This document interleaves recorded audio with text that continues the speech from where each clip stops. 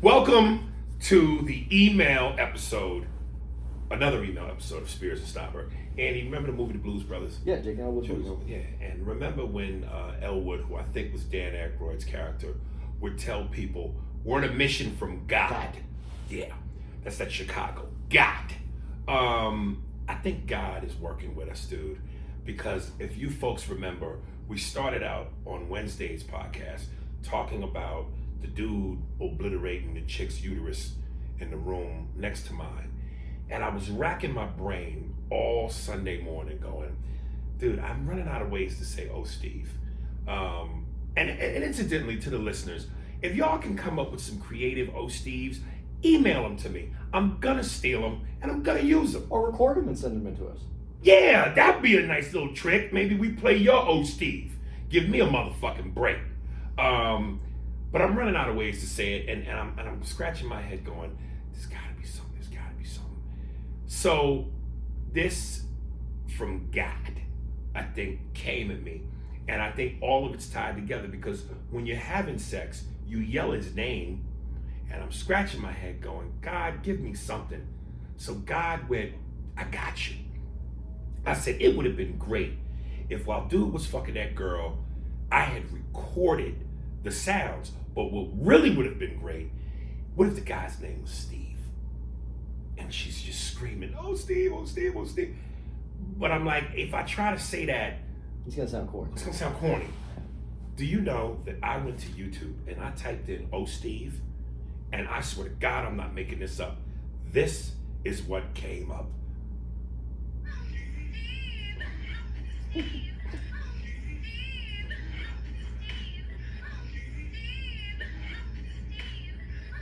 So Steve, on that last of her saying, oh, Steve, throw in the music. And now coming out of that in 3, 2, 1. It didn't sound like Steve was going to make it. No, not at all. Yeah. And I like her rhythm. Oh, Steve. Oh, Steve. And then he just went, I wonder if that's how Steve really sounds when he's fucking. Steve, you want to weigh in on that? Yeah, Steve. Go ahead. All right, here we go. Shaquan Robinson. I wonder if this person is black. How does she spell Shaquan? It don't matter. It's Shaquan, nigga. But it could have been Middle Eastern. Really? Yeah, Shaquan. That's a hard sell. I was trying to come up with something. But between Robinson and Shaquan. Well, Shaquan Robinson. That is. Yeah, that's black. Shaquan Robinson. My name's Shaquan Robinson. All right. Hey Aries, my name is Shaq, and I've been a listener. Calls himself Shaq, and I've been a listener of the podcast for a while now. And I love when you guys talk about movies and TV shows.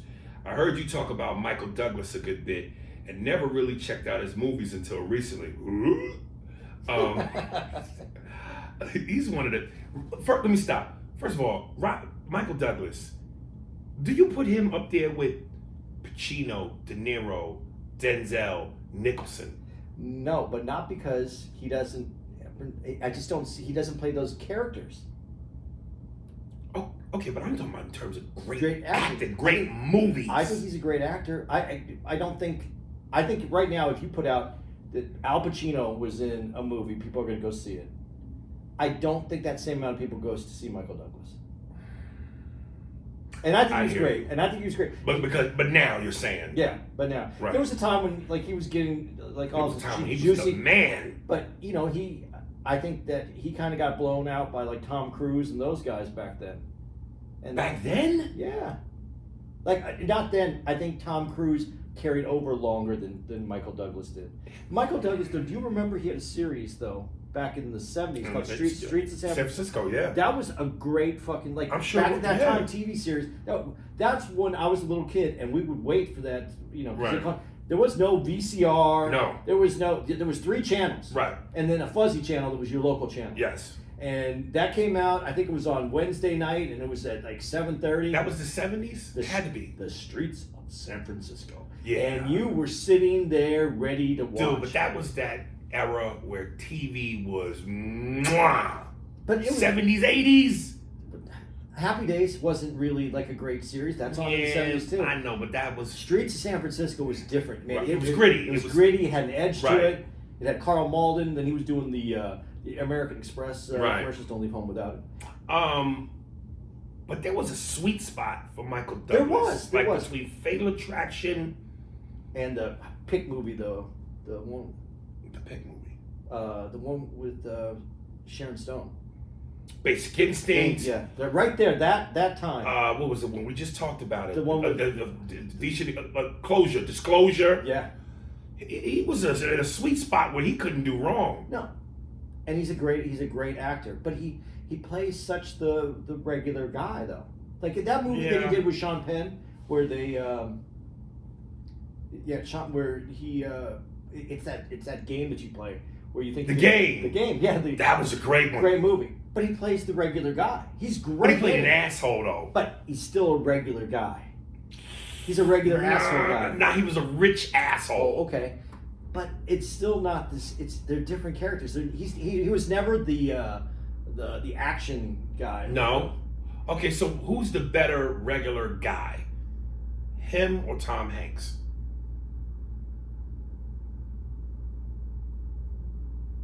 Man, that's a really tough one because I think Michael Douglas is still a better actor, but Tom Hanks, he hit all those out of the park. All those movies. All right, let me finish this email. Excuse me. I notice he plays more or less the same roles. Yeah, you just said it. One movie in particular I want you and Andy's opinion on is Fatal Attraction. Not a bad movie, but, all right, let me stop right there. Before I even finish this. You don't put a but with Fatal Attraction. Wait, I'm going to give you the but, but go ahead. Let me read it, and then I got a question on why he puts that but. I don't think Glenn Close was a good female lead in my... I should burn this email like Clevelanders burn LeBron's jersey. No, keep going, because I'm still with this guy. Was a good female lead in my opinion. I'm not sure why she was casted, other than some decent acting chops, but I wanted to know what you guys thought about the film. Thanks in advance. Can't wait to hear what you guys think. Well, nigga, wait no more. Are you out of your mind? Are you out of your fucking mind? Glenn Close was phenomenal. I'm not going to be ignored, Dan. At what point did you not want to strangle that bitch yourself? Between I'm not going to be ignored, I'll tell your wife, the bunny kidnapping his daughter, showing up at his house unannounced when he walked in and she was pretending like she didn't know her husband but talking to his wife. What? You know what? God, this is how great of an actress she was. And it's going to sound rude, and I don't mean it to sound rude. But every time I watch that movie, I'm like, how does she act attractive? Because she's not the most attractive one. But in that movie, there's a difference between sexy and beautiful. And she is sexy. Pulls it off where like you go like, okay, so his wife's out of town. The average Glenn Close movie that I see Glenn Close in, I don't want to fuck her. Not at all. But in that movie, I was like, my wife's out of town. That's some this dirty, sexy, fun, mean pussy. That's acting. I'm not trying to belittle Glenn But Close. is it? You don't think she would be sexy off the set? Not that character? Yes, I do think so. But I'm just saying she transformed herself into that slutty. Right. I don't even want to use the word slutty. That sexy, provocative woman that I would want that could entice you to fuck up. From a beauty standpoint, she matched Michael Douglas. Yeah. George Clooney is handsome. Yeah, but Mike's the regular dude who, come on, man. Yeah, but it's not the dude that she matches. You have to be better. It's the wife that you have to weigh that out. If there's someone that doesn't meet your I don't know what word criteria. Your criteria, your pussy pool. You have if she isn't hitting that number and your wife is above that, why you don't dip below that? You don't punch. You do if you're not trying to replace your wife. Not trying, but you know that it's something that she got caught. If you know there's a chance you're going to get caught. You want something that's worth getting caught for if you're going to get caught. No, sometimes you don't. If you get caught with something that ain't worth getting caught, you might not be in as much trouble, and you still had your fun. Your girl might look at you and go, That's how devious you are. I never even considered that shit. I never in my whole life did I go. Oh, I'm not even mad at you. I'm more like laughing. Like, seriously, nigga? I'm disappointed in you. I'm disappointed in you. But I still came. I'll tell you what, though, for real, I thought Michael Douglas's wife in the movie, sexy. Yeah. That's why would you, that's what she did. She didn't portray a good-looking woman. She portrayed, like you said, a sexy woman. Someone that you would, if the opportunity came up, you would get busy. Dude, that scene where she's getting ready and she's sitting in front of her vanity mirror in her panties and her bra, and she's rubbing her thighs down with whatever that lotion or cream is. Boy, oh boy. How old is this guy? Do you know? Is there any indication how old he is? No, not at all. I don't think that she makes sense. I don't think this movie makes sense to people who haven't been through. You have to be a certain age and get a relationship and understand. Right, that's what you're saying. You have to understand this. I just wish she went in. I just wish she went into why didn't he think Glenn Close was good? What was it about her acting that was not great? Well, he said sufficient acting. He said that she was. So it was just a look thing. I think it's the look thing, but and I guess you kind of hit on this. When you're having something on the side, it's not necessary. It's about, it's even like we said. We were out last night, and there were some girls at the table, right? And there was one that was very attractive. Yes, and then right. And I looked at you and I said, "Yeah, but that one looks like the fun one." The fun one. Right. And that's when you're out, and if you were going to have and do something outside your marriage, you would want to do something that it's going to be worthwhile, that it's going to be fun, that you're going to, and that's what that. It's almost like when your mother fed you dinner, and she gave you. Kids don't really eat steak unless you're just rich, but the meatloaf. You put the meatloaf, you put the mashed potatoes, you put the green beans, and you had Jell-O. The meatloaf was the main shit, but the fun was the Jell-O, and you was willing to get the shit slapped out you for eating the Jell-O and not the meatloaf. It's kind of like when you cheating, you're willing to get the shit slapped out you for the side bitch that's fun versus your main bitch that's not as fun, but she's your main bitch, Yeah. something like that. Yeah. Yeah. I can go with it. Yeah. Okay. But I don't want to get too far into this, but yes. Have you ever noticed when you were a kid? Did you ever? This is the only time as a kid I could relate it to what it is in a relationship. Did you ever? Mom asked you to clean something up, and you're like, I have to go sweep the floor or do whatever. But I had this lady who lived across the street. Her husband left her, and so all the kids in the neighborhood would go over and do work at her house. Like we'd sweep the porch. Like if something was needed to be fixed in the yard, we'd all go over there and we'd do it, and we would love to do it. We would do it for her because it wasn't our house. Just the fact of doing something different at someone else's house was exciting enough to go do it. There had to be some incentive for me. But I'm just saying. I know what you're saying, but for me to go, oh, I'm excited to go do this just because it ain't my house. Nah. Well, but that's how I feel about these relationships that people have on the side is because it's just not your house. It's a new house. It's a house that you're not responsible for. It's a house that just doesn't come with any commitment. Right. You just can go over there, fucking play around in the house. Tear shit up and just leave. Yeah, that's always a little bit more fun. Robert Young, I believe in you, bro. What's up, Aries, man? My name is Robert, but everyone calls me Bobby. I just want to say I'm a big fan of your comedic work, from Mad TV, your stand-up, and just being you. I have to say you're in my top 6 comedians of all time. I know it's usually top 5, but fuck, I got 6. Let me stop for a second. Do you know what number you are then? 6.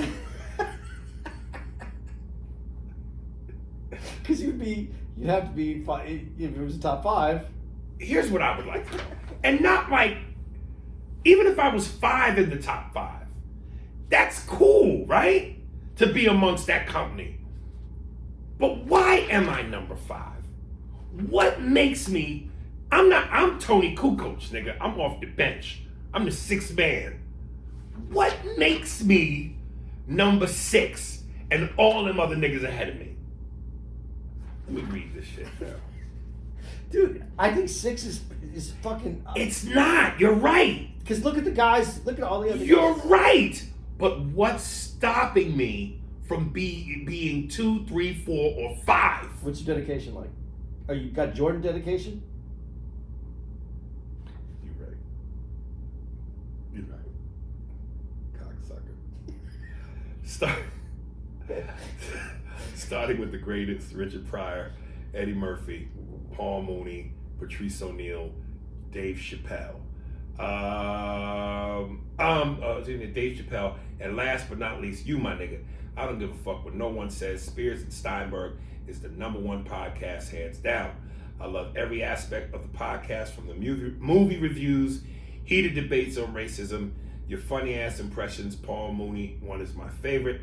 The 40s white man radio voice, and everything else you guys talk about. One of my favorite episodes is 138. You guys really got emotional that episode and really expressed your feelings and concerns about each other. I must say, you and Andy really complement each other, and one doesn't work without the other. I can tell you're a very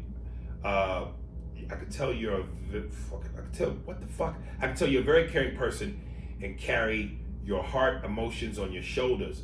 One of my favorite things is when you try to get Andy to say nigga, and he doesn't want to say it, but he finally gets enough guts to say it, but he mumbles it because he's so uncomfortable saying it. That shit is hilarious. I'm like, Andy, just don't say the shit. You're a naturally funny dude, and I learned a lot about you from listening to you and Andy's podcast. Last but not least, excuse me, this fucking air, just so y'all know, the air is smoky up here from the fires, and all of a sudden my shit goes from clear to scratchy. When you're talking, it builds up. Yeah. Last but not least, I just want to say that I believe in you. We all go through shit in our lives, some worse than others, but I can tell that you're really passionate about what you do, and one day you'll be back on top, my guy. So to the both of you, keep striving for success. Much love to you guys. Bobby.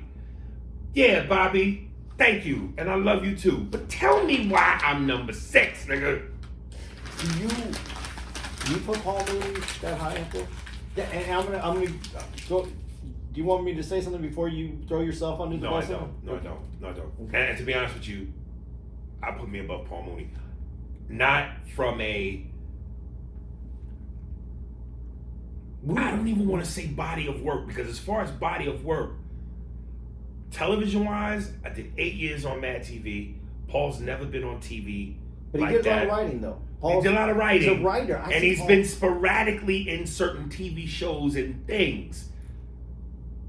Movies, I've done more movies than him. Not like I've done a boatload of notable big movies, but I've done my fair share of small shit. But I see Mooney as a great comic.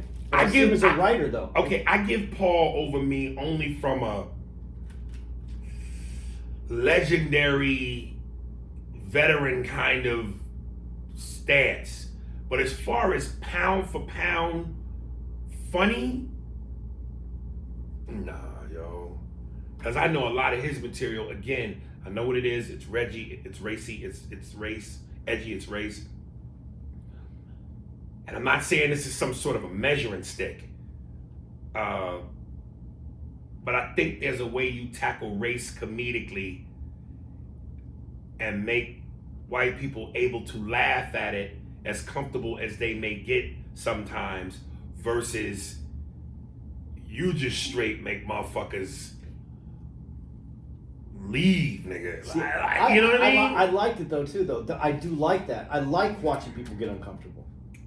I do too, but I don't think preachy's the right word. But there's something about when Paul talks about race. At certain times, it doesn't feel like comedy. It feels like there's a little spit on it. Yeah. There's a little meanness to it. Just a little, yeah. Yeah. But I see Paul as a great comic without a doubt, but a great writer as well. Right. Like his voice worked well for Richard Pryor. Right. Like, and bits that they wrote that you wouldn't even know that he wrote, because he was uncredited on a lot of things. I think Paul's great. I just wouldn't put him as a comedian. I'm greater than you, nigga. Trust me. I'm greater than you. I've been greater than you. I'm greater than all of them niggas. I don't know what the fuck Bobby is talking about. Fuck all of that. I gave birth to Dave Chappelle. Literally. I was in hospital. He came out of my ass. Dude, I think that there's something to be said about him as an all-time great, but stand-up comedy, standing in the room with a microphone in your hand and getting in the room on your... no. Right. Okay. But thank you, dog. Thank you. From Isaac Tucker. Top 2 after Dave. Take that, Bobby. First off, Aries, you are the fucking GOAT. Easily in my top 2 after Dave. You, yo man, you just don't know how many of your fans root for you to make it to the big screen. Motherfuckers are not bringing it like you, and we need that heat, dog. You made my day hearing you read my email on the pod. You made my brother's day too. I even had my cousin call me when he heard you read it. I put him on the pod. He's in his mid-30s and love you. He just didn't know about you have a pod. Also, dude, when you said you and Murder Mook are collaborating on something, I was like, this nigga can't get no Triller. You had me watching old URL videos of him cook niggas on the mic. Mook is a lyrical genius, and I look forward whatever y'all doing. First pair of tits that I had me was in, I forgot the chick's name, but classic movie, Double Impact with Jean-Claude Van Damme and Bolo Young. Oh, I know who that is. Really? Yeah, she was a Playboy model too. She showed her tits? Yeah. Really nice? Yeah. Oh, I gotta look this up. Great action movie. Also a great movie with a plane in it. She pops out of a cake. I believe she pops out of a cake. I definitely gotta see it. God, I'm thinking pop out of a cake. They're like one of those bachelor parties. No. But what's that great action movie with Seagal and Tommy Lee Jones? Oh, maybe that's on the boat. That's the one you're thinking. Yeah, there's too many bitches popping out of cake with their titties out. It's only a hand. And like I must be thinking of that. Yeah, one. But that's how impressive those titties were. That's the first thing that came to my mind. Okay. With a plane in it. I thought you two would mention is Delta Force with Chuck Norris. Lastly, Andy, you're the truth. Keep doing your thing, sir, and tighten up your white man Jew skills so we can see you two on the big stage. How the fuck are you a Jew, Mexican, and a white man and not exploit this? Laugh my ass off. Just fucking with you, sir. Y'all stay blessed and please get back to Atlanta. Last thing I promise. I bet you were not surprised but verdicts in the Breonna Taylor case. Love you, Isaac. $10, a lot of money. There was at least 2 spots, nigga, where you had me racking my brain. Couple things. Where does Chuck Norris fall in the lexicon of great action heroes? Because we know who the icons are. Stallone, Schwarzenegger, Willis, and then from there, those are the top 3. Van Damme, Seagal, Chuck Norris? No. Chuck Norris, this is one of the problems with what you're about to go do. When Chuck Norris came out, when Chuck Norris was the dude, you didn't have to be young and good looking. But Chuck wasn't an ugly dude. No, but he wasn't handsome. But let's be honest. Of all the action heroes, who really was handsome? You don't think Stallone? Clint Eastwood. You don't think he was? He wasn't an action dude. He was doing Dirty But he wasn't. He was an actor that'd been in an action movie. There's a difference. Okay. Them dudes' whole careers was really based off of action. Charles Bronson. Is Charles Bronson an action hero? Nah. No? Nah. Again, actor who was in action movies. Think about it. When Arnold Schwarzenegger, Stallone, I would even say Bruce Willis wasn't an action guy. He did a lot of action shit, but he wasn't an action guy. Stallone and Schwarzenegger, their whole catalog is 90% action. When you stop doing action, taking a break to go, I'm gonna do a comedy or I'm gonna do a drama. That's you taking a break. Your main bread and butter is action. Look at Jim Carrey. Would you say that Jim Carrey's main bread and butter is comedy? Yeah. Okay, he takes a break to do a drama. Okay. So, Well, what do you think about, I'm going to forget his name. Good Will Hunting. Matt Damon? Yeah, what about him in his series? Nah, All in action. Dude, I say if whatever you do most of is what you are. That's your genre. That's your genre. He does more movies as an actor than he does. You take away the Bournes, what else has he done that's action? What about Tom Cruise then? Tom Cruise has a lot of action movies. He does, but he has a lot more acting roles. When you talk about true action dudes, live it, breathe it, smoke it, eat it. Schwarzenegger, Stallone. But Stallone was known for Rocky. That's not an action movie. That's a boxing movie. Yeah, but what about all the other action movies? Rambo, Cobra, Assassins. I know there's more. Cliffhanger, Judge Dredd. Fucking. Okay. You know what I'm saying? That his catalog is action. Then what about geez, I hate when I try to remember names. Is it karate martial artist? No, kind of. What about Wesley Snipes? No, Bill and Ted's Adventure. Keanu Reeves? Yeah, that's all action. The last two series that he's done is Matrix is action. I only give Keanu Reeves action because he can't act, so everything he does is action. So his new series is action. The Matrix was action. That movie, the bank robber movie, action. Speed was action. So he's action. In your definition, he'd have to be action. All right. But you think that's the majority of his movies? Well, what's his other? Parenthood is a movie. Devil's Advocate with Pacino, straight movie. Yeah. The Dracula movie. Dracula. That was a break from acting. That's hilarious, nigga. I just want to say this word as him. Just say, Arnold, do you think you're the number one action star of all time? Arnold, do you think you're the number one action star of all time? Absolutely. That's what I just want to say. Absolutely. When I did Tom Arnold's podcast, I just kept doing that because I know he worked with him in True Lies. Absolutely. Yeah. Dude, you got to make sure when you do other people's podcasts, you say it on this podcast so people check it out, though. What, to check out this podcast? No, to check out the Oh, the one I did? Yeah. Oh, okay. He did, And incidentally, I just want to ask, since we're on the topic of movies, because I really forgot to say this when we talked about the horror movies. Is it me, or do all horror movies where the kid is a child is the scary thing? Damon and Omen? Yeah, those kind of, don't those movies damn near suck? See, I won't watch those because those are the devil movies. But something about kids being scary, to me those movies always come up short. But they never, you know what I mean? You're asking me to believe that this kid is the fucking scary antagonist? I see what you're saying, but if it's possessed, it's not the kid, it's the devil that you're... You might be right. And here's another thing that I noticed. Movies that take place in the snow suck. The Shining took place in the snow.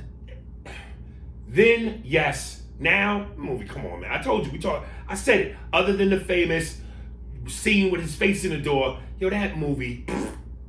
I still like that movie. Movies, with the exception of me, of Cliffhanger. Any movie in the snow sucks.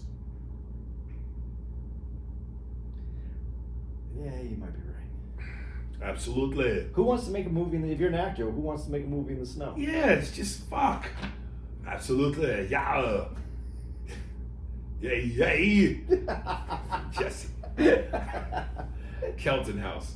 Yo, Aries and Andy, my name is Jesse, and I just finished listening to the back catalog of episodes, and I really love the show.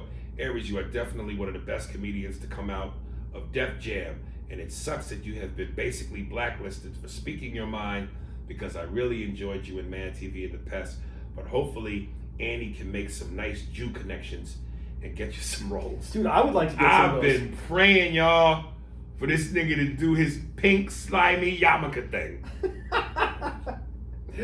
Dude, I'm on the outs, man. I don't know the handshake or anything. Andy, I haven't seen your stand-up, so I can't speak on that. But I can't wait for you guys to come to Columbus so I can see you two live, because I'm a fan of Aries and Patrice. And if Aries likes you enough to have you be his opener, then I'm sure your set is really funny. So keep at it. I wanted to tell you guys what my favorite episodes are. The Pussy Podcast, all the episodes with Kyla, Ice-T interview, and the Russell Peters interview. I'm glad you like Columbus, Ohio, since I live in the city. And I agree the other cities aren't great, but to be honest, I would have thought you would dislike Cincinnati more than Cleveland.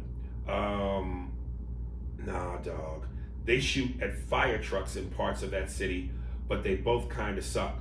Also, I felt I should tell you that Columbus was a part of the Underground Railroad. Ooh. And the Kelton House was actually a house that was used for the Underground Railroad and has been preserved for people to visit and see the hidden rooms that used to hide slaves fleeing from the South. Wow. We need to do that next time we go there. I didn't know that. Probably go there. It's in Cleveland, right? Yeah. Yeah, It's in probably go there and it's in No, Columbus. in Ohio, yeah. Oh, probably go to Columbus and see. It's the funny part, but the only reason I like Cincinnati better than Cleveland though too is the chili. Yes, but we should definitely check that out, because I'm sure in some of those Columbus slave houses, there's some niggas in Cleveland hiding. Aries, I have a question for you. Knowing how much you love Michael Jordan and Mike Tyson, I wanted to know if the guy you kissed at the end of your special, Hollywood Like I'm Smiling, was named Michael. What was that nigga's name? That was Ish's boy. David. No, that was David Spates. Sorry for the long email. I'll try and keep it shorter next time. Sincerely, Jesse Burton. P.S. Hopefully I didn't get a $10 lot of money. No, you didn't, dog, because that was very clean. Yeah, I do want to go check out that. No, that I do too. Yeah. Like, what you niggas doing hiding there? We from Cleveland. But you know you niggas is free. Yes, right. All right, next one. Gotta get this fucking piece of paper. From Jared W. Spears and Steinberg. Thanks for reading my letter regarding the NBA's canceled fuck. What's wrong? I don't know if I really want to read this. I started, so I can't do it. But I just don't want to talk about this no more. All right, fuck it. Sorry, dog. I don't want to make you feel bad. I listened to the episode 187 a few times, just trying to digest Andy's response to my last letter. Andy says that there should have been a plan, not just for the NBA, but with other professional leagues, and I assume corporate sponsors as well. He also said he didn't believe a boycott would have a financial impact. Oof. Andy, why are your ideas always about spinning wheels and wasting time? I quote James Baldwin, and he puts in parentheses. He said this in the early 80s, and now it is now dead. I've been here 60 years. I'm not going to live another 60 years. You've always told me it takes time. It's taken my father's time, my mother's time. I think Aries said it best. Change is definitely overdue. Andy, seeing the world through rose-colored glasses is called indifference. It means to you, Andy, that the problem isn't that big of a deal, and waiting for change to happen at some point is okay. Progress can move at a snail's pace while people continue to die and remain oppressed. Progress can move. Oh shit. What type of position is this other than idiotic or that of a white supremacist? The NBA players started to light a torch with their protest, but they doused it in water before developing it or even thinking about passing the baton. This actually kills momentum. It's not about having a mapped out plan, Andy. Did Ali have a 5-year plan when he refused to serve in the Vietnam War? Did Rosa discuss plans with MLK before she refused to give up her seat? Planning is not the issue. It's momentum that is moving in the right direction. That's what we lost when they went back on the boycott. Waiting for a better plan, which has never been a formula, is not a solution. If you truly believe that, what is your example? What is your solution? Jared W. Now I'm glad I read it. Shit. Yeah. Well, I'll give it to you really quick because you brought up Rosa Parks. Right. Rosa Parks didn't give up her seat. Rosa Parks started a movement, but there was a plan, and the plan was not to ride the bus, to have an economic impact, and to make changes to the way the system worked in. Where was that? What was the city? Did it happen? What? It don't matter. Any Southern niggas don't No, sit it here wasn't. and place. it's not Montgomery. Yeah, but I was trying to remember the name of the bus company. I don't know the name of the bus company. Yeah, but that was that's what they went after. That's how they knew that they had accomplished what the beginning or the set to start what the movement was. But you have to know what you're going to do, what you're going after. And this is where Aries and I disagree on this. But this is in this decision to have the most impact. I didn't feel there was a what I was trying to say. I don't think that I got to stop and start all over on this whole thing because I want to start because you got me wound up. First of all, rose-colored glasses. I couldn't see the problems if I'm wearing rose-colored glasses. That's the first thing you got to understand. My rose-colored glasses are for the future, the way that I want to see the future. I know where we are right now. So let's take that step from there. What I was trying to say is I didn't think there was a cohesive message that we were going to get through because there wasn't any kind of plan. When you said a better plan, there wasn't a plan. What was the goal that was going to happen? If you want change in policing, then that has to be the goal. Was that the goal? Did we know the goal? Was there what were we setting out to accomplish? Now I know that what we want to accomplish, but that is bigger than the NBA. And if it's bigger than the NBA, then you need everybody on board to be able to pull this off, and that wasn't going to happen right then. That's my point. I'm not saying that it couldn't have some impact, but even your hero, Obama, knew that wasn't the right move. Said I disagreed with him. I know you disagree with him, but I'm saying there's someone. I'm looking at him, and he went to LeBron and who was the players' union leader? Oh, I don't know. That's who he went to, and Chris Paul. And he went to them about what would. Obviously, he had a better plan. He had something that he said that made more sense. I'm not that person to make the plan. I don't mean to cut you off, but I don't want to also forget. Again, you just said that wasn't gonna do anything, and you've said that repeatedly. And my point has always been, you don't know that. You say that like that's factual. You don't know that. And my whole thing is, what we do know that's factual is that, like, the definition of insanity. You do the same thing over and over, expecting different results. So if we had just done what we have already done 1,000,000 times, why would we get any different of a result? So let's do what hasn't been done. I understand what you're saying, but there's no reason that still can't happen. And with so then why postpone it? Why not do it now? Because you have to have some kind of plan and unity. And the reason you need some kind of plan is, how do you know when you got to a certain threshold? How do you know that you've got to, how do you exit? If you say we're not going to play anymore until what? Until what? Until policing is completely changed? Hey, listen, until equal rights are ever... You can always go back and play at any point. We know that. And ain't nobody going to stop that from a business standpoint, because that's the money. But by not playing, you're stopping the money. And when you stop the money, motherfuckers move their ass. Okay. So now they might go, holy shit, let's get off our ass and make this change to get this revenue back. Okay, who's our president right now? Biff. Okay, so now we have that as a president, giving out stimulus. Those the number 3 out of our 3 largest sports, it's the number 3 sport, highest impact on Black America is the NBA. On how it provides income to Black America. You're going to take that and start there when the white owners are going to get stimulus checks back to keep their finances going for their teams. It's not going to. You got it. That's what I'm. So by getting the stimulus check, that means they can afford to take the hit from the players not playing. Yeah, they could. For how long? A season. Okay, maybe we go up. Maybe we sit out 2 seasons. Okay, so now, but now the Black economy is being affected from this. Okay, and as I said, am I my brother's keeper? Find a way to band together as a community and keep each other afloat. But was that in place? I don't know if that's the place. That sounds like a plan. But it wasn't in place and it wasn't a plan. I don't even know why that should be a plan that's that hard to put together quickly. Okay, let's look at all. It's not even a plan. It's a blueprint. That's what they did in the 60s with the bus movement. Again, when Dr. King and that community they had a plan. Okay, but my point is, it's not even a plan, it's a blueprint, which means it's already there. So we shouldn't even have to take days and weeks to go, let's come up with what we're going to do. Let's just follow the blueprint. What were you going to accomplish? Tell me what the accomplishment was. Well, Andy, we know what the accomplishment is. Tell me what it is. To force people's hand to bring about change. Okay, but what is the change? We know what the change is. What is the change? The change isn't going to be a wand where it all gets changed.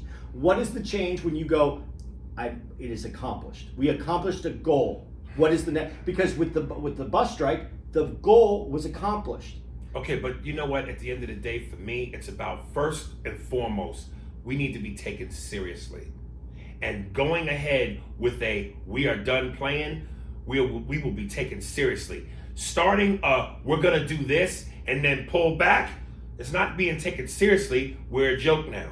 No, that's we're not a joke. No. It's a bluff. No. It's a bluff. No, because if you put a plan together, now they know you have a plan. Now you say you're not going to do it. It's done. Listen, you just said, basically, what you just said, if I got in the water and I could tread water, just because you can tread water and you're in the water doesn't mean you're swimming. You have to have a reason to be in that water. You have to know what you're doing in there.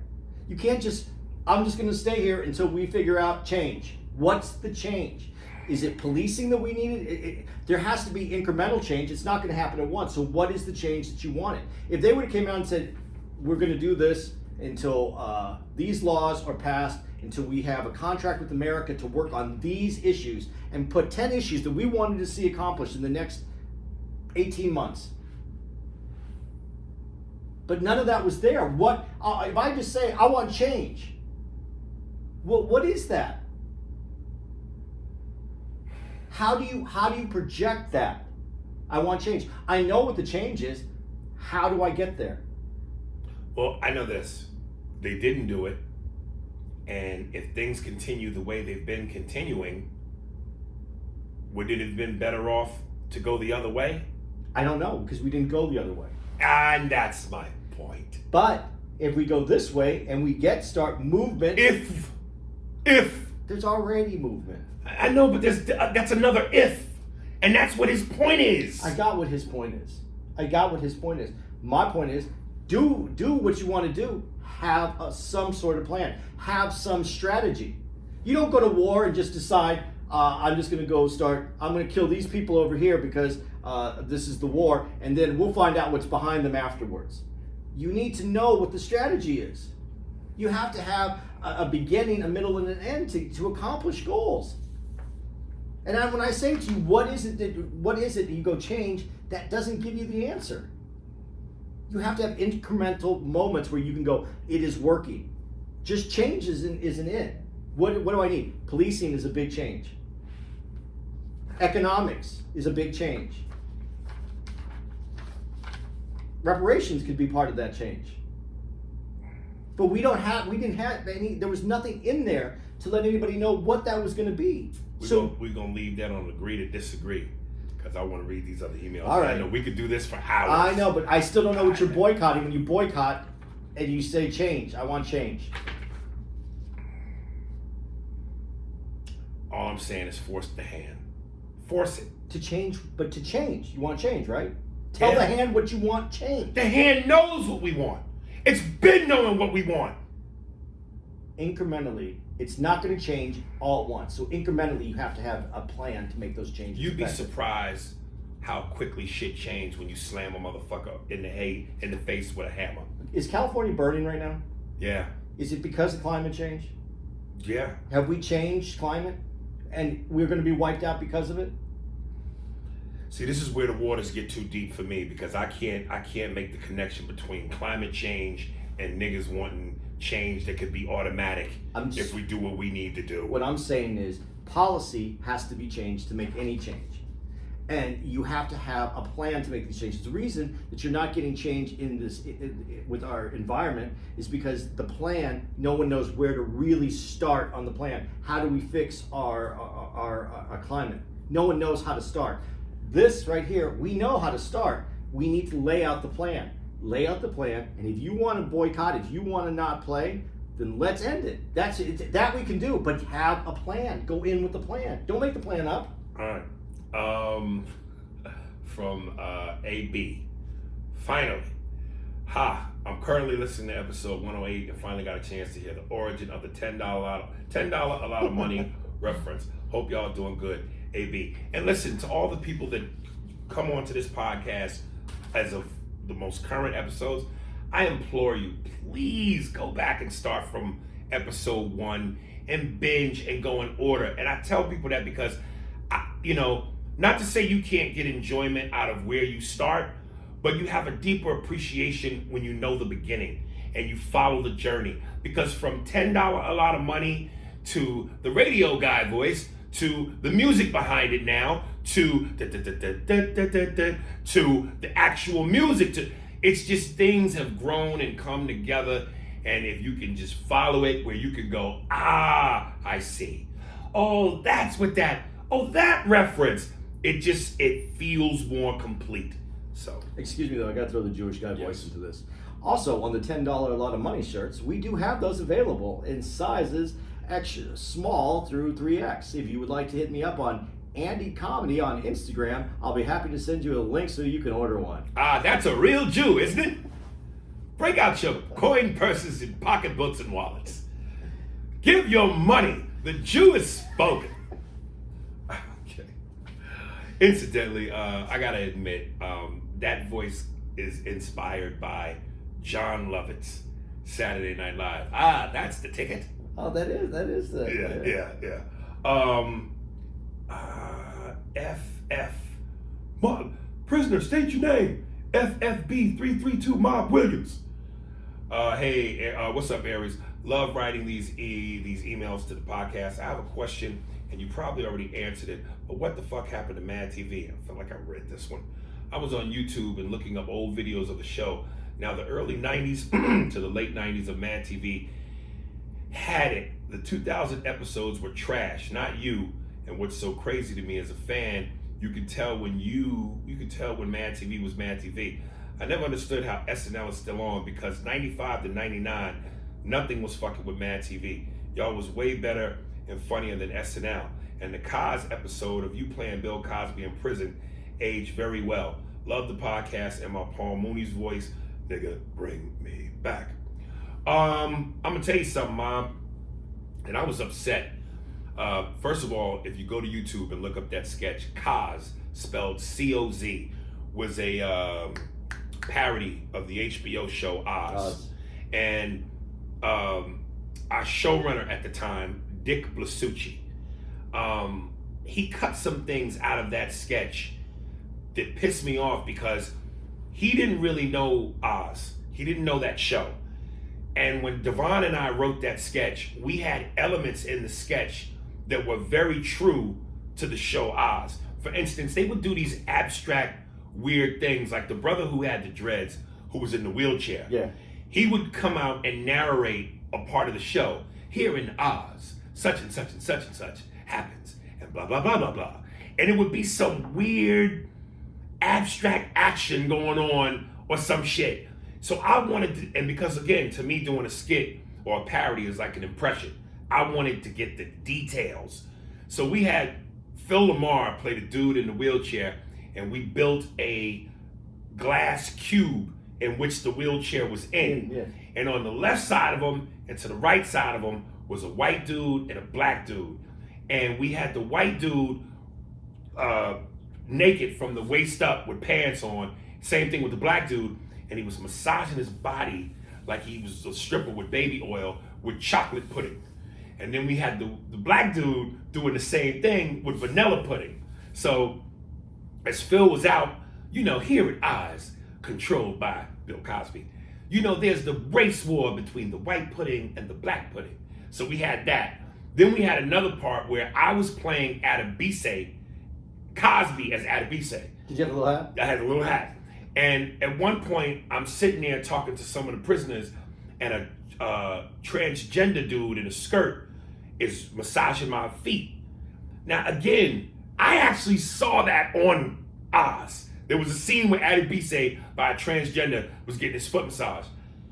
He ended up cutting those two scenes because, again, he didn't know the show, and morally, he just thought it was uncomfortable. And it pissed me off because I was like, Dick, you're cutting something that is a parody of the show, which is an element that belongs.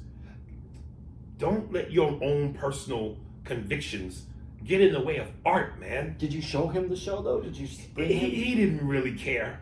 So, to answer your question, man, I love that skit, but I hated that skit because he cut out two things that I thought were fucking hilarious and necessary.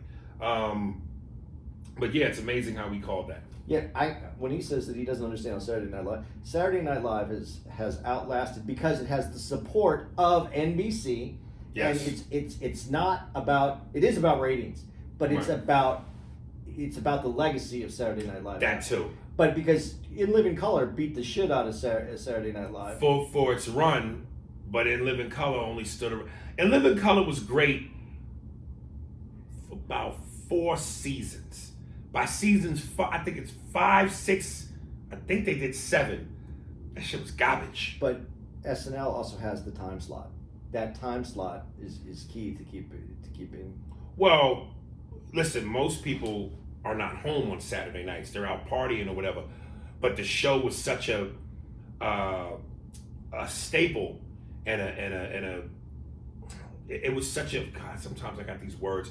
It was such a staple and it's such a iconic show that, now, especially with DVRs, VCR, people will record it. It's just part of American culture. Yeah, it's a lexicon. It's in a lexicon, and all the stars that came from that, even when they're bad, it's good. But my question is that I think nobody's asked this, and this is the question that you don't have. I know you don't have an answer for this. Where's the streaming Mad TV? Well, they recently just came out on HBO Max. Oh, they did? Yeah, but when I say recently, I mean 4 months ago.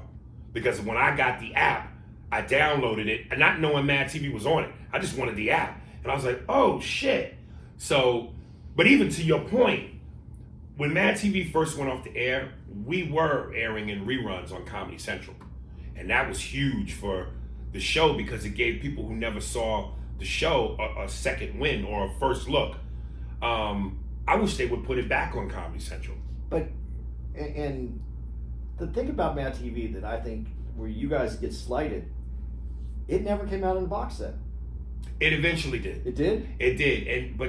And this is where a lot of us got mad at David Salzman, was because we didn't understand what was taking so long. And then when it did come out in a box set, they only did the first 3 seasons. Okay. Now I think they have them damn near all available. But more to that point, where I thought we were slighted was, I was like, dude, what you mean? And listen, I never did any iconic characters that could have been a movie. But dude, let me tell you something. Stewart, that character Stewart by Michael McDonald, the grown man baby, and Alex Bornstein's Swan, he looking like a man. When I tell you them shits was huge, those should have been movies. And when Mad TV first started out, Quincy Jones was David Salzman's partner.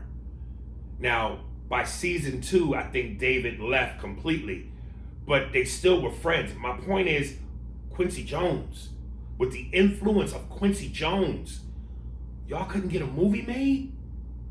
I just never understood why the producers or the owners never pimped that show the way that they should have when it was at the height of its popularity. So you feel you're missing a Michael Lauren? Yeah, we never had a real Michael Lauren. And David Salzman, God bless his heart, nice dude, but I never understood it. No merchandise, nothing. What did any movies come out of In Living Color? Well, no. No. Did they? Well, I guess the characters really didn't translate into a movie though. No, but I mean, stars were born. Stars, yeah, definitely. I would say the 3 J's: Jim, Jamie, and J-Lo. Jamie Foxx, Jim Carrey, and J-Lo are bigger than any of the Wayans. And that show was designed for the Wayans. But do you feel J-Lo didn't come? She was one of the fly girls. Oh, without In Living Color, I don't know that she would be on the map. Really? Yeah, dude, that gave her start. Okay. That show gave her start. So there's the answer to your question, Mob Williams. Ezra Gardner, the Bernie Mac Show. Can I just say to you, Andy, I was driving to go do the podcast, Cannabis 101. It's about an hour drive from my house. And I was listening to the episode where we were talking about Cedric. And the moment I did the Bernie Mac thing, dude, your laugh, again, when I get you sometimes, I get you. There was one point when I did the motherfucker, and you kind of chuckled. But then I went on a long run. I can't remember what I did, but I went, Sam, and dude, the way, it almost like you thought about it. And once it registered to you, dude, the way you started laughing, oh, Jesus. And I think that's part of what he said. Dude, you're Bernie Mac. Which I don't do Bernie Mac. But when you do him, it is like getting one of those character drawings at Disneyland. Oh, over the top. Yeah, you know how they draw with your hair and whatever you're holding is bigger. That's your Bernie. That's well, tell that motherfucker, say, come that motherfucker, say, shit, I ain't care what kids say. That's all I know. All right. Hey, Aries, this is Ezra writing you from Florida, where the girls dress like they don't like their fathers. Love the podcast. You and Andy are a dope team, and I hope that both of you continue to keep me laughing every week. I heard you talking about comedians who crossed over from stand-up to TV sitcoms, and the Bernie Mac show was mentioned. I just wanted to answer your question on whether or not the Bernie Mac show was cheesy. The answer is no. The great thing about the late Bernie Mac is that whatever opportunity that came his way, whether it was being a supporting actor in Oceans 11 through 13 with George Clooney, or sharing the spotlight with Samuel L. Jackson in Soul Men, he never allowed Hollywood to compromise his authenticity. Hey, compromise my motherfucking authenticity. Hey, I told nigga. The Bernie Mac show was not only showcased his unapologetic sense of humor, but it opened the eyes of millions of Americans to see how versatile he was. It's a shame we lost him so soon. I was only 12 years old when he passed away, but I had been watching his material for so long. He felt like an uncle to me. Anyways, keep up the good work, guys. I will continue to support as much as I can. Thank you, Ezra. You ever meet Bernie Mac? No, I didn't. And I'm telling you, Bernie Mac to me is going to be one for a lifetime because he just didn't get that exposure. Even in a way greater than Patrice, because Patrice had the radio thing that worked for him. It's going to live a long time. Right. He's going to be one of the most underrated comics ever. Right. Because his legacy is going to fade because he doesn't have enough out there. Right. And he was, like when they did the Kings of Comedy. Right. Dude, he was the man. Well, then he had to go last. You couldn't follow him. He's going to be, he's someone that I had, like when we talk about Patrice and that level, I think he had more gears to hit that he didn't get to. Because one of the things that you just said there, being authenticity, he didn't waver from his blackness and his community in the way that he saw it. Right. And he didn't change it to make it funny for white people. Right. But white people were starting to catch on to it. Right. And that's something when you don't have to leave your area and you can still attract people in like that. Right. And that's also what Patrice was doing too. He was staying true to... Right. That's a hard thing to do. That you can get your message across the way. Because comedy isn't... there's a message in comedy. No matter what kind of comedy you do, there's a message in comedy. And when you can relay that message to multiple cultures and still stay authentic to who you are, that's when you're doing real comedy. To me, that's when you're doing real comedy. And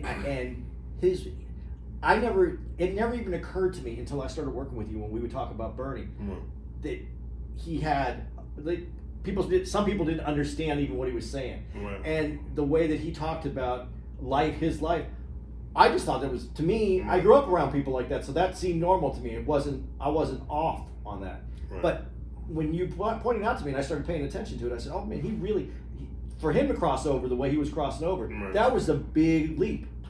You know, Bernie was one of those dudes who, when they on screen, they do shit that pops. They do shit to make you remember them. They do shit so funny it's quotable.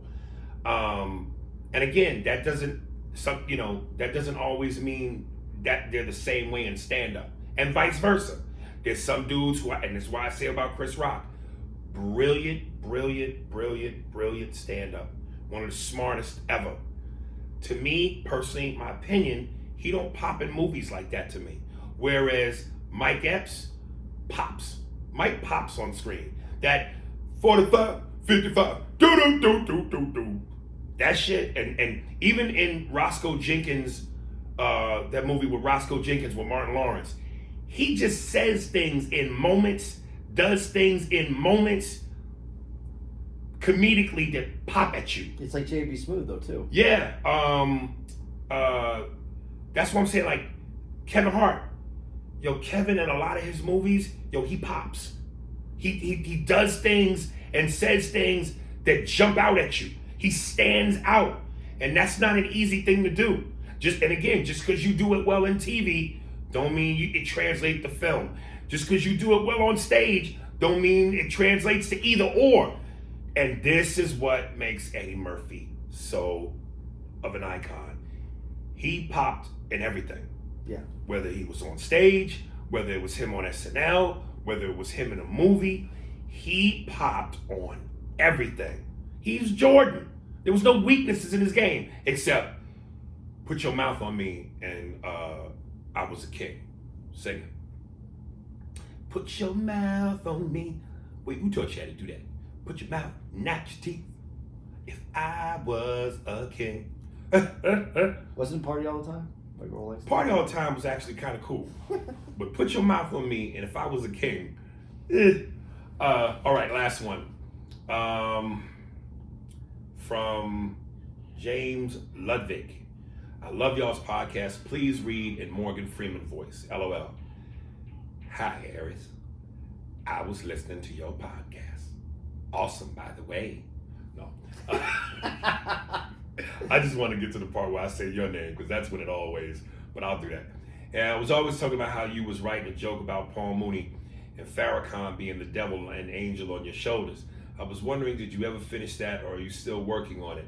That part you did say on air was hilarious. I hope you finish it and use it in your stand-up.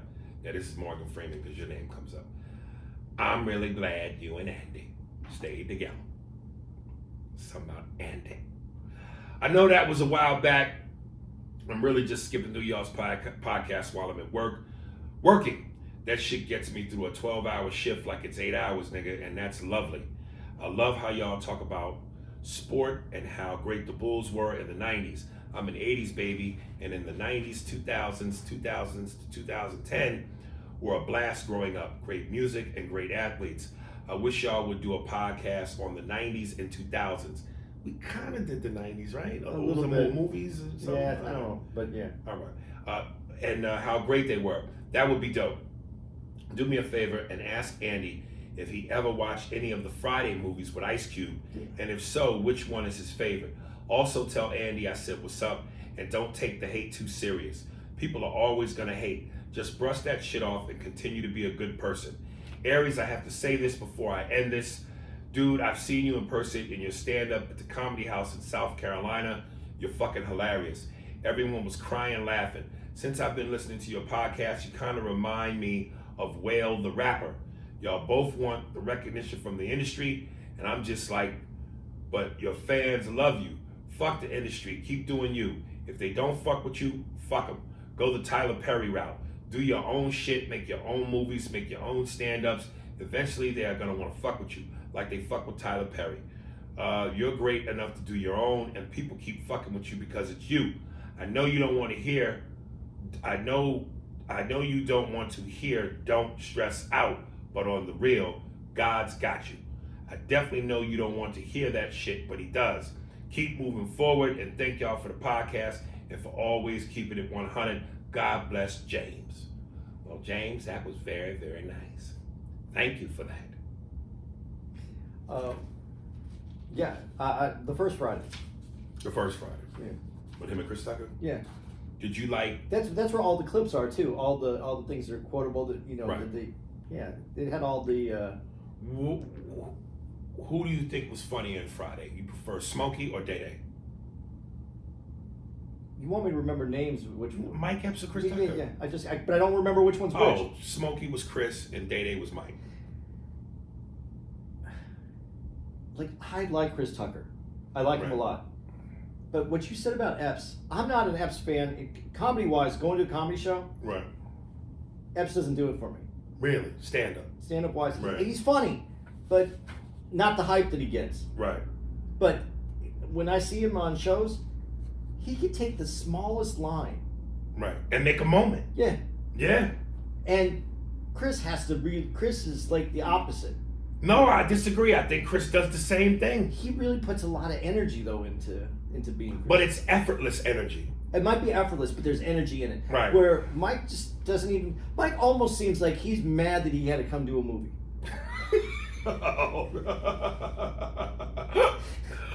Oh, that's funny. So I like watching Epps on screen. I think he does some you know, this is you're gonna think I'm completely nuts on this one for saying this, but remember when we were talking about Iron Man and who's played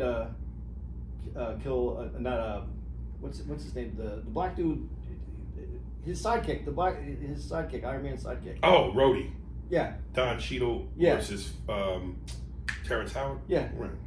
I would like to see Epps get it. Is Rhodey? I think Epps could have done something really cool and different. No. Yeah. No. I'm saying no. No, I'm going. I know, but no, dog. No. Dude, his personality. Yeah, but give him a superhero character. I think he does something with it. Neri would strangle you over that. I like the way that he approaches acting. I think Mike's comedic brain would get in the way too much of acting as the character, which, I know it's a superhero movie, but you still gotta act. And I don't think that he does that justice, because I think it comes off too comedy, too comedic-like. Nah. Cheeto's too serious in that, where, like it needs a little, No, those little moments of levity when oh God, Robert Downey Jr. No, when he's going through the rehab and at the end of Civil War, and Stan Lee makes the cameo as the delivery guy. Is there a Tony Stank here? And Don Cheadle goes, yeah, there's a Tony Stank, and gives him shit about that. That's funny enough. Now put Epps in that. Too much. Yeah, there's a steak in this motherfucker. He wouldn't do it like that though. I know, but that's what you envision. No, I see him differently. I see him differently because I think he's a unique personality. In Infinity War, when they land in Wakanda, and Mark Ruffalo's character as the Hulk goes, what are we supposed to do? And Don Cheadle goes, he's a king, you gotta bow. And then he bows, and Chadwick goes, we don't do that here. And then Mark Ruffalo shoots him, Don Cheadle that look like, what the fuck? And Don gives him a sly grin and bumps him as they walk. That's enough. Okay. Anything more, you're overcooking my grits. I want to see Epps in something else. I want to see the challenge for. I think that dude has that. I definitely think he knows how to make a scene pop. But I still say he has to be in the right work. But that Rhodey character has such, even though it's grown, it doesn't have a lot to it. And I don't know that it's supposed to or should. You know what I mean? The character in the comic book has a lot more going on. Okay, maybe might have to phone in Yeah, the real fat fanboy. Motherfucker. Hi, y'all. There we go. That's it. Sorry. Let me give big apologies to. Oh God, I feel like Jabba the Hutt. Yuan Rogers. I know this nigga's gonna be crushed. Let's get him on next. The next. We one. will. I'll save him. Just Loves Chicos, and our boy from Toronto, Culture. We'll get him on the next one. I have a big email that I wanted to do on someone that came at me in a way that I could really appreciate. Disagreed with me, but came at me in a way that I was like, all right, this is a conversation. I want to have this one. And I've been holding on it for about a month, and I really want to get to this one. So. Culture, I'm sorry, man.